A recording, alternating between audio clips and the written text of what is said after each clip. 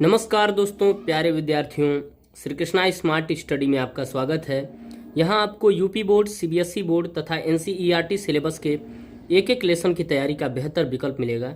विशेषकर कक्षा 10 व 12 के बच्चों के लिए जिनका बोर्ड का एग्जाम आने वाला है, उनकी 100% और विद्यालय तथा कोचिंग से बेहतर तैयारी का विकल्प इस चैनल के माध्यम से कराने का प्रयास करूंगा, ताकि घर बैठे आप हर सब्जेक्ट अर्थात हर विषय के एक एक लेसन की तैयारी बेहतर ढंग से कर सकें। धन्यवाद। तो मैं आज आप लोगों के लिए लेकर के आया हूं कक्षा 10 के यूपी बोर्ड के हिंदी पद्य भाग अर्थात काव्य का पहला लेसन अर्थात पाठ लेकर आया हूं, जिसका नाम है पद तथा इसके कवि हैं महाकवि सूरदास जी। देख लीजिए, कक्षा 10 यूपी बोर्ड का पहला लेसन है जो पद्य का है, और इसका हम लोग ससंदर्भ व्याख्या देखेंगे। तो ससंदर्भ व्याख्या में सबसे पहले संदर्भ लिखा जाता है, उसके बाद प्रसंग लिखा जाता है, उसके बाद व्याख्या तथा सबसे अंत में काव्यगत सौंदर्य लिखा जाता है। तो संदर्भ में मात्र 2 चीज़ें लिखी जाती हैं, बहुत ज़्यादा कठिन नहीं है, एकदम आसान है, आप लोग तुरंत समझ जाएंगे। संदर्भ में मात्र 2 चीज़, एक पाठ का नाम अर्थात लेसन का नाम, और दूसरा उसके कवि का नाम जिसने लिखा हुआ है। तो उसको लिखने का तरीका होता है कि प्रस्तुत पद्यांश हमारी हिंदी पाठ्य पुस्तक के पद नामक पाठ से लिया गया है तथा इसके कवि महाकवि सूरदास जी हैं। बस इतना हो गया हमारा संदर्भ। उसके बाद हम जानेंगे प्रसंग, और प्रसंग जानने के लिए हमको सबसे पहले उसका व्याख्या जाना पड़ेगा, क्योंकि प्रसंग में 2 चीज़ें ही लिखते हैं कि किसके द्वारा वर्णन किया जा रहा है और किसके बारे में वर्णन किया जा रहा है, बस यही 2 चीज़ें। तो अब जब इसके व्याख्या को हम जान लेंगे, तब हम ये भी जान लेंगे कि किसके द्वारा वर्णन किया जा रहा है और किसके बारे में वर्णन किया जा रहा है, तो आसानी से प्रसंग को लिख लेंगे।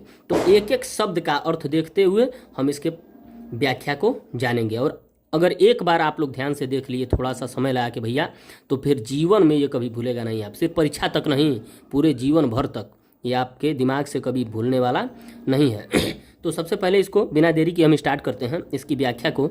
तो इसको स्वर थोड़ा गा करके पढ़ेंगे। गा कर पढ़ने से ये होता है कि पढ़ने से ही ज़्यादा समझ में आ जाता है। उसके बाद जब इसके व्याख्या को हम समझा देंगे तो जो बाकी रहेगा वो भी समझ में आ जाएगा, एकदम क्लियर हो जाएगा। तो चलिए इसको स्टार्ट करते हैं मित्रों। चरण कमल बंदो हरि राय, चरण कमल बंदो हरि राय, जाकी कृपा पंगु गिरि लंघै, अंधे को सब कछु दर्शाय। चरण कमल बंदो हरि राय, बहिरहो सुने गूंग पुनि बोले, रंक चले सिर छत्र धराय। चरण कमल बंदो हरि राय, चरण कमल बंदो हरि राय।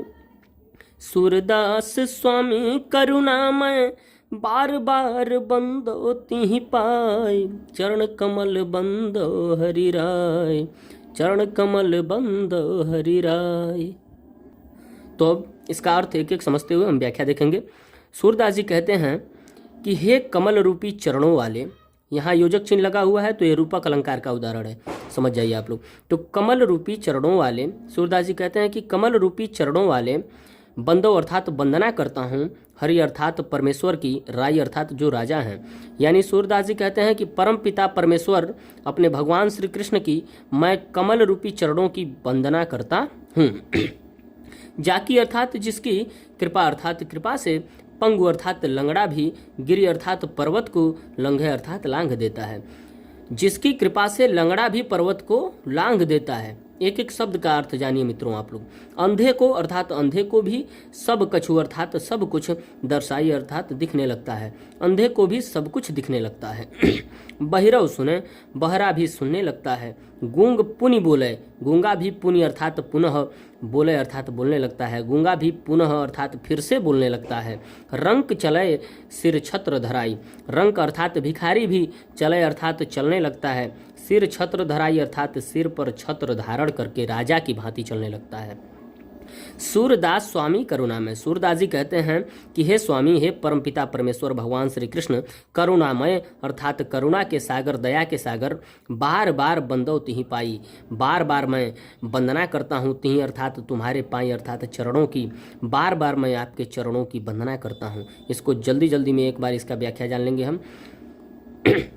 सूरदास जी कहते हैं कि हे परम पिता परमेश्वर, मैं आपके कमल रूपी चरणों की वंदना करता हूँ, जिसकी कृपा से पंगु अर्थात लंगड़ा भी पर्वत को लांघ देता है, अंधे को भी सब कुछ दिखने लगता है, बहरा भी सुनने लगता है, गूंगा भी फिर से बोलने लगता है, रंक चले सिर छत्र धराई अर्थात भिखारी भी अपने सिर पर छत्र धारण करके चलने लगता है राजा की भांति। सूरदास जी कहते हैं कि हे परम पिता परमेश्वर, करुणा के सागर, दया के सागर, मैं बार बार आपके चरणों की वंदना करता हूँ। एकदम आसान था मित्रों। इस प्रकार से हमारा पहला पद्यांश समाप्त हुआ और पहले पद्यांश में संदर्भ हो गया, व्याख्या हो गया, प्रसंग बचा है तो उसमें मैं बताया था आप लोगों को पहले से ही कि उसमें बस यही लिखा जाता है कि किसके द्वारा वर्णन किया जा रहा है और किसके बारे में वर्णन किया जा रहा है।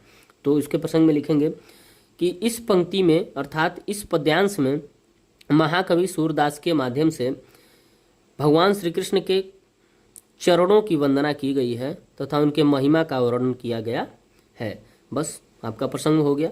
उसके बाद काव्यगत सौंदर्य एक लास्ट बचा, हेडिंग काव्यगत सौंदर्य। और काव्यगत सौंदर्य का अर्थ ही होता है कि कविता के सुंदरता को बनाने के लिए जो जो चीज़ों का प्रयोग उसमें किया गया उसी का आप नाम लिख दीजिए। तो काव्यगत सौंदर्य हेडिंग डालेंगे, उसमें लिखेंगे रस, छंद, अलंकार, भाषा और थोड़ा एक और बढ़ा देंगे शब्द शक्ति।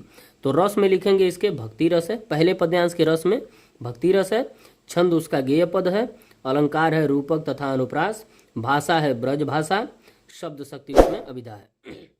उसके बाद अब हम देखेंगे दूसरा पद्यांश। अभिगत गति कछु कहत न आवे, ज्यों गूंगे मीठे फल को रस अंतर्गत ही भावे। अभिगत गति कछु कहत न आवे, परम स्वाद सबहि सुनिरंतर अमित तोष उपजावे। अभिगत गति कछु कहत न आवे, मन बानी को अगम अगोचर सो जाने जो पावे। अभिगत गति कछु कहत न आवे, रूप रेख गुण जाति जुगति बिनु निरालंब कित धावे। अभिगत गति कछु कहत न आवे, अभिगत गति कछु कहत न आवे। सब विधि अगम विचार हिता तय सुर सगुन पद गावे। अभिगत गति कछु कहत न आवे, अभिगत गति कछु कहत न आवे। अब इसका व्याख्या जानेंगे। अभिगत गति अर्थात अभिगत का मतलब होता है अज्ञात, अर्थात निराकार भी कह सकते हैं तथा परमेश्वर पर ब्रह्मा भी कह सकते हैं। तो निराकार जो परमेश्वर हैं उनकी गति स्थिति के बारे में कछु कहत न आवे, कुछ कहा नहीं जा सकता। सूरदास जी कहते हैं कि भगवान की स्थिति के बारे में कुछ कहा नहीं जा सकता। ज्यों गूंगे मीठे फल को रस अंतर्गत ही भावे। जिस प्रकार से गूंगा व्यक्ति मीठे फल के रस को, उसके आनंद को अंतर्गत ही भावे, अंदर ही अंदर, अंतर्गत का मतलब अंदर ही अंदर, भावे मतलब महसूस कर सकता है। जिस प्रकार से कोई गूंगा व्यक्ति अब मीठे फल को खा करके उसके रस को अंदर ही अंदर महसूस कर सकता है, उसको किसी से बता नहीं सकता, उसके बारे में किसी से वर्णन नहीं कर सकता कि ये कितना स्वादिष्ट है। उसी प्रकार से प्रभु के भक्ति के रस के बारे में भी किसी से कुछ कहा नहीं जा सकता। तो वही कहते हैं सूरदास जी। आगे कहते हैं कि परम स्वाद सबहि सुनिरंतर। परम स्वाद अर्थात परमात्मा का स्वाद, परमात्मा के भक्ति रूपी स्वाद, भक्ति का स्वाद जो है सबहि अर्थात अपने सभी भक्तों के, सु अर्थात अंदर, निरंतर अर्थात लगातार, अमित मतलब असीमित, तोष मतलब संतोष या संतुष्टि, उपजावे मतलब उत्पन्न करता रहता है। तो सूरदास जी कहते हैं कि इसी प्रकार प्रभु अपने सभी भक्तों के अंदर निरंतर असीमित संतोष रूपी परम स्वाद उत्पन्न करते रहते हैं। उसके बाद आगे हम देखेंगे मन बानी कौ अगम अगोचर। मन बानी मतलब मन और वाणी से, कौ मतलब से, अगम अगोचर। अगम मतलब होता है जिसके पास पहुंचा नहीं जा सकता और अगोचर मतलब होता है जिसको देखा नहीं जा सकता। यानी मन और वाणी के माध्यम से जिसके पास पहुंचा नहीं जा सकता और जिसको देखा भी नहीं जा सकता। अगर हम चाहें कि मन से उनके पास पहुंच जाएं, मन किया हमारा प्रभु के पास जाने का तो तुरंत पहुंच गए, वाणी यानी बतिया के उनके पास पहुंच गए, तो ऐसा कभी संभव ही नहीं हो सकता है। तो मन और वाणी से जो अगम्य है, जिसके पास पहुंचा नहीं जा सकता है, जो अगोचर है, जिसको देखा नहीं जा सकता है, सो जाने जो पावे, उनको वही जान सकता है जो पावे अर्थात जो प्राप्त करता है, उनको वही जान सकता है जो प्राप्त करता है। फिर सूरदास जी कहते हैं कि रूप रेख गुण जाति जुगति बिनु, जो रूप, जिसका कोई रूप नहीं है, जिसका कोई रेखा भी नहीं है, अर्थात उनका कोई आकार भी नहीं है, गुण भी नहीं है उनका, कोई जाति भी नहीं है उनकी, युक्ति बिना, जिसको किसी युक्ति के माध्यम से भी जिसको प्राप्त नहीं किया जा सकता, तो सूरदास जी कहते हैं कि निरालंब कित धावे। हे प्रभु आप ही बताइए कि निरालंब, आलम मतलब होता है सहारा, आलम्बन मतलब सहारा, तो निरालंब मतलब बिना किसी सहारे के, कित धावे कहाँ दौड़ा जाए जिससे आपको प्राप्त किया जाए। क्योंकि आपका तो कोई रूप भी नहीं है, कोई आकार भी नहीं है, कोई गुण भी नहीं है, कोई जाति भी नहीं है और कोई युक्ति भी नहीं है आपके पास पहुंचने का, तो बताइए कि बिना किसी सहारे के कहाँ आपको दौड़ दौड़ करके ढूंढा जाए। तो सब विधि अगम विचार ही तातय सूर सगुन पद गावन। सब विधि से, हर तरह से, हर प्रकार से, अगम जिसके पास पहुंचा नहीं जा सकता है, विचार ही ताते, ये सब विचार करके, इसीलिए ताते मतलब होता है इसीलिए, सुर सगुन पद गावे। सूरदास जी प्रभु के सगुन पदों का गुणगान करते हुए इधर उधर फिरते हैं। तो वही कहते हैं सूरदास जी, फिर से इसको एक बार जल्दी जल्दी समझा जाए। अभिगत गति कछु कहत ना आवे। सूरदास जी कहते हैं कि पर ब्रह्मा परमेश्वर जो अज्ञात हैं, जो निराकार हैं, उनकी स्थिति के बारे में कुछ कहा नहीं जा सकता। ज्यों गूंगे मीठे फल को रस, जिस प्रकार से कोई गूंगा व्यक्ति मीठे फल के रस को खा करके अंतर्गत ही भावे, अंदर ही अंदर सिर्फ महसूस कर सकता है, बल्कि किसी से बता नहीं सकता, उसी प्रकार से परमेश्वर के भक्तों से उनके भक्ति रूपी स्वाद के बारे में कोई वर्णन नहीं करवाया जा सकता। तो परम स्वाद सब ही सुनिरंतर।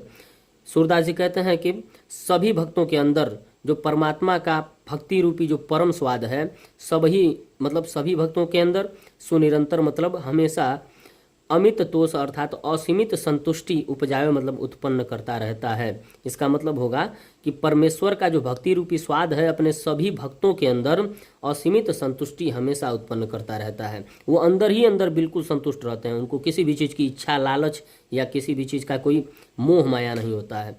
मन वाणी को अगम अगोचर, जो मन और वाणी से अगम्य है, अगोचर है, जिनके पास पहुंचा नहीं जा सकता, इंद्रियों के माध्यम से उनके पास पहुंचा नहीं जा सकता, उनको देखा नहीं जा सकता, सो जाने जो पावे, उनको वही जान पाता है जो प्राप्त करता है। रूप रेख गुण जाति जुगति बिनु, जिनका कोई रूप नहीं है, आकार नहीं है, गुण नहीं है, जाति नहीं है, युक्ति के बिना निरालंब कित धावे। बताइए कि हे प्रभु, हे परमेश्वर, आपको पाने के लिए निरालंब बिना किसी सहारे के कित धावे, कहाँ दौड़ा जाए।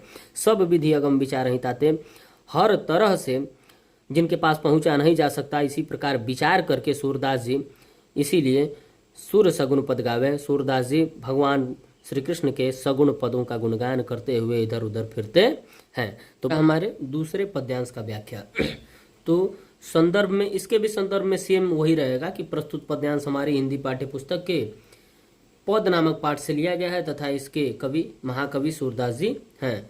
संदर्भ हो गया। प्रसंग में लिखेंगे कि सूरदास जी ने या महाकवि सूरदास ने निराकार ब्रह्म की साधना को अत्यधिक कठिन बताया है। लिखेंगे कि प्रस्तुत पद्यांश में महाकवि सूरदास ने निराकार ब्रह्म की साधना को अत्यधिक कठिन बताया है। ये हो जाएगा प्रसंग। व्याख्या हो ही गया और बचा आपका काव्यगत सौंदर्य, तो उसमें भी सेम वही रहेगा। रस जो है भक्ति रस है, छंद गेय पद है, अलंकार रूपक तथा अनुप्रास है, भाषा ब्रज भाषा है, शब्द शक्ति जो है वो अभिधा है। तो इसका भी संदर्भ, प्रसंग, व्याख्या और काव्यगत सौंदर्य हो गया दूसरे पद्यांश का भी। अब हम आगे बढ़ेंगे और देखेंगे तीसरा वाला।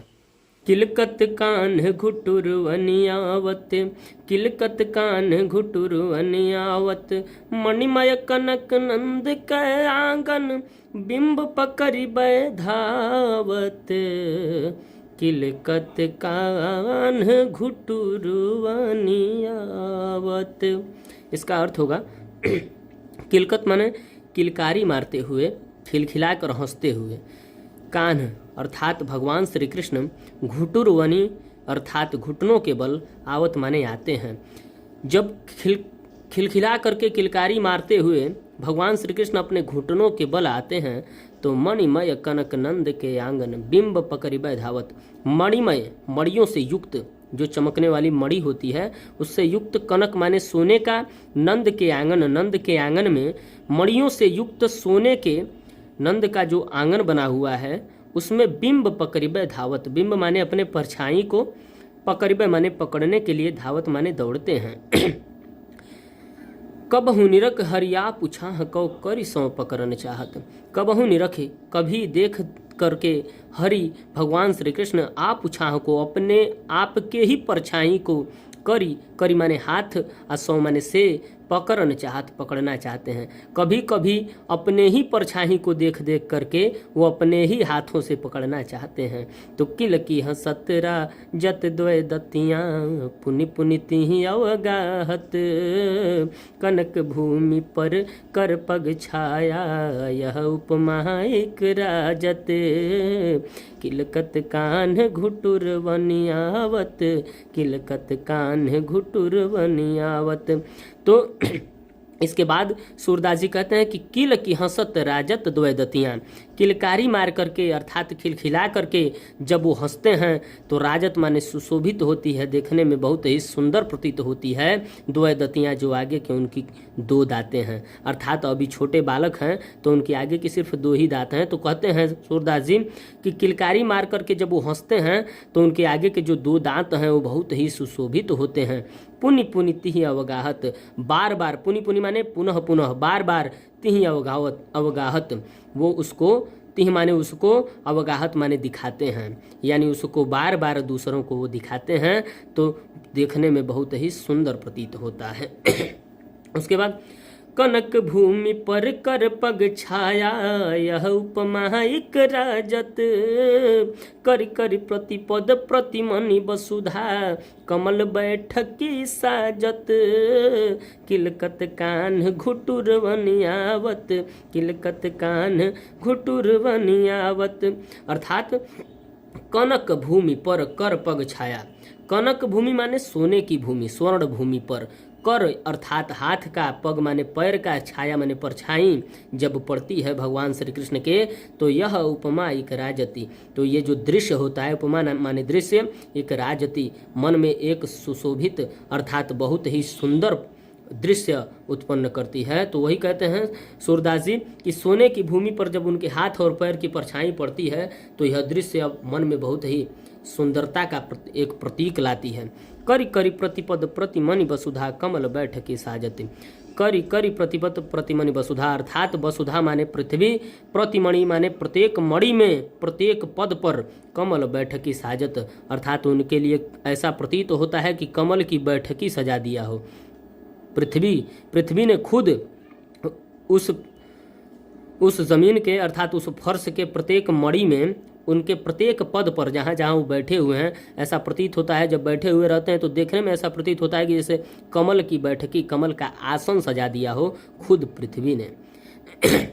फिर सूरदास जी कहते हैं कि बाल दशा सुख निरखी जसोदा, पुनि पुनि नंद बुलावत, अचरा तर लय ढाकी सुर के, प्रभु को दूध पियावत, किलकत कान्ह घुटुर वनियावत, किलकत कान्ह घुटुर वनियावत। अर्थात बाल दशा सुख निरखी जसोदा, अपने बालक की ऐसी दशा देख करके सुख हो करके माने प्रसन्नचित हो करके निरखी जसोदा, यशोदा माता जब देखती हैं तो पुनि पुनि नंद बुलावत, तो पुनि पुनि माने बार बार, नंद माने नंद बाबा को, बुलावत माने बुलाती हैं दिखाने के लिए। अपने बच्चे को जब देखती हैं यशोदा जी, जब बाल कृष्ण को देखती हैं भगवान श्री कृष्ण को, तो बड़ा ही प्रसन्नचित हो करके उनकी ऐसी दशा को देख करके बार बार नंद बाबा को बुलाती हैं। फिर अचरा तर लय ढाकी सुर के, प्रभु को दूध पियावत, अर्थात अचरा तरले ढाके, अपने आंचल से ढक करके सुर के प्रभु को अर्थात भगवान श्री कृष्ण को दूध पियावत, अर्थात दूध पिलाती हैं अपने बालक को। तो यही इसमें सूरदास जी कहे हुए हैं। तो इसमें संदर्भ हो जाएगा कि प्रस्तुत पद्यांश हमारी हिंदी पाठ्य पुस्तक के पद नामक पाठ से लिया गया तथा इसके कवि महाकवि सूरदास जी हैं, तथा इसका प्रसंग हो जाएगा कि सूरदास जी के द्वारा भगवान श्री कृष्ण के बाल लीला का वर्णन किया गया है। बस इतना प्रसंग हो जाएगा। और व्याख्या हमने बता ही दिया, काव्यगत सौंदर्य इसमें भी रस हो जाएगा, वात्सल्य रस होगा इसमें भक्ति रस नहीं है, इसमें वात्सल्य रस है, क्योंकि एक माता और पुत्र के प्रेम के बीच का ये रस है, तो इसीलिए वात्सल्य रस है। छंद जो है गेय पद है अलंकार इसमें उपमा, उत्प्रेक्षा और रूपक तीनों है। गुण इसमें प्रसाद है, भाषा वही है ब्रज भाषा। बस हो गया इसका काव्यगत सौंदर्य। उसके बाद अब हम अगला देखेंगे, चौथा वाला आपका पद्यांश। मैं अपनी सब गाय चरई हूँ, प्रात होत बल कै संग जई हूँ, तेरे कह न रही हूँ, मैं अपनी सब गाय चरई हूँ। तो भगवान श्री कृष्ण थोड़ा जिद दिखाते हुए अपनी मैया यशोदा से कहते हैं कि हे माँ, मैं अपनी सब गाय चरई हूँ, मैं ही अपनी सभी गायों को चराऊंगा। प्रात होत माने सुबह होते ही, बल कय अर्थात बलदाऊ भैया के, एक उनके भैया थे बलदाऊ जिनका नाम था, उनके संग जई हूँ माने साथ जाऊंगा, तेरे कहे न रही हूँ, तुम्हारे कहने से अब नहीं रहूंगा। ग्वाल बाल गायन के भीतर नए कहूँ डर नहीं लागत। ग्वाल बाल माने ग्वालों के बच्चों के, गायन अर्थात गायों के, भीतर माने उनके बीच में, नए कहूँ तनिक भी डर नहीं लागत, मुझे थोड़ा भी डर नहीं लगता है। आज न सो नंद दुहाई, रैन रहूंगो जागत। आज न सो, आज नहीं सोऊंगा, आज रात में नहीं सोऊंगा, नंद दुहाई, नंद बाबा की कसम खा के कहता हूँ, दुहाई माने कसम खाना। आज मैं रात भर नहीं सोऊंगा, मैं नंद बाबा की कसम खा के कहता हूँ, रैन रहूंगो जागत। आज रैन माने रात भर, रहूंगो माने रहूंगा, जागत माने जगता हुआ, आज मैं रात भर जगता हुआ रहूंगा। और ग्वाल सब गाय चरई हैं, मैं घर बैठो रही हूँ। और ग्वाल सब गाय चरई हैं, मैं घर बैठो रही हूँ, मैं अपनी सब गाय चरई हूँ, मैं अपनी सब गाय चरई हूँ। कृष्ण जी कहते हैं आगे, सूरदास जी कहते हैं कि भगवान श्री कृष्ण थोड़ा जिद करते हुए कहते हैं कि और ग्वाल सब गाय चराई हैं, और ग्वाल सभी जितने भी हमारे मित्र ग्वाल हैं वो सभी गाय चराएंगे, और सभी लोग गाय चराएंगे, मैं घर बैठे हो रही हूँ, मैं घर पे बैठा रहूंगा। सूर श्याम तुम सोई रहो, अब प्रात जान मैं दई हूँ।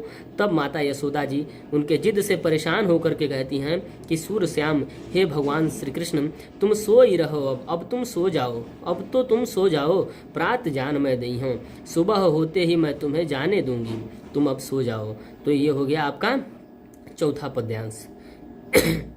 इसके बाद हम लोग देखेंगे आगे का पांचवा पद्यांश, लेकिन सबसे पहले चौथा का हम लोग संदर्भ प्रसंग व्याख्या जान लें। तो संदर्भ तो सेम रहेगा, प्रसंग में इसके हो जाएगा कि सूरदास जी के द्वारा भगवान श्री कृष्ण के बाल हठ का वर्णन इस पद्यांश के माध्यम से किया गया है, और इसमें काव्यगत सौंदर्य हो जाएगा। रस तो वात्सल्य रस ही रहेगा, माता और पुत्र के बीच के प्रेम का जो है ये पद्यांश है, तो रस वात्सल्य रस। छंद जो है गेय पद ही रहेगा। अलंकार इसमें अनुप्रास अलंकार है, गुण प्रसाद है, भाषा ब्रज भाषा है।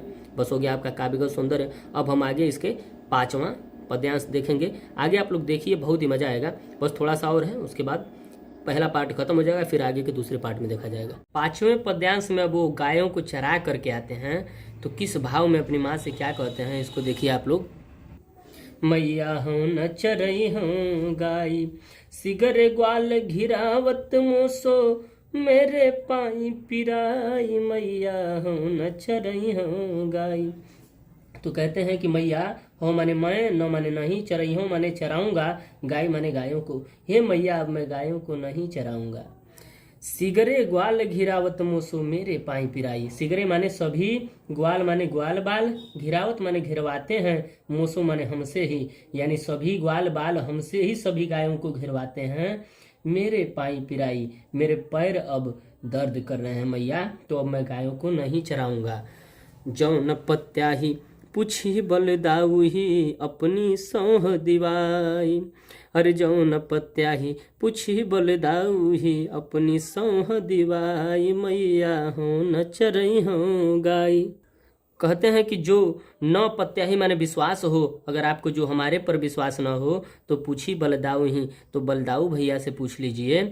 अपनी सौह दिवाई, अपनी सौह माने कसम, दिवाई माने दिला करके मैं कहता हूँ कि मैं झूठ नहीं बोल रहा हूँ मैया। यह सुनी माई यशोदा ग्वालिन, गारी देती रिसाई, मैं पठवती अपने लड़का को, आवे मन बहराई। सुर श्याम में रहती बालक, मारत ताहि रिंगाई, मैया हो न चरई हो गाय, मैया हो न चरई हो गाय। जब इतना बात मैया यशोदा सुनती हैं तो कहती हैं कि यह सुनी माई यशोदा ग्वालिन, यह सुन करके मैया यशोदा जो ग्वालिन हैं गारी देती रिसाई, रिसाई माने क्रोधित होकर के गाली देने लगती हैं और कहती हैं कि मैं पठवती, मैं भेजती हूँ अपने लड़का को, अपने लड़के को, अपने बालक को, अपने बच्चे को कि या वह मन बहराई, कि थोड़ा मन बहला करके आ जाएगा तो सूर श्याम मेरवती बालक। सूरदास जी कहते हैं कि मैया यशोदा कहती हैं कि श्याम जो है, मेरा कृष्ण जो है, वो अति बालक, अत्यंत बालक है, बहुत ही छोटा बच्चा है अभी, जिसको महारत माने मारते हैं सब, ताहि रिंगाई, जिसको रिगाते भी हैं सब और मारते भी हैं सब। तो इस प्रकार से अपने क्रोध को जाहिर करते हुए वो ग्वाल बालों को डांटती हैं मैया यशोदा। ये 5वें पद्यांश में था। अब इसका प्रसंग हो जाएगा, वही चीज हो जाएगा कि सूरदास जी के द्वारा भगवान श्री कृष्ण के बाल लीला का वर्णन किया गया है तथा इसका काव्यगत सौंदर्य हो जाएगा, रस हो जाएगा, वात्सल्य रस हो जाएगा, क्योंकि मैया और पुत्र के बीच के प्रेम का जो है ये पद्यांश है। और छंद हो जाएगा गेय पद, अलंकार हो जाएगा अनुप्रास अलंकार, गुण हो जाएगा प्रसाद और भाषा ब्रज है ये है। तो बस आप लोगों का हो गया काव्यगत सौंदर्य भी। यहाँ तक 5वां समाप्त हुआ भैया, धन्यवाद।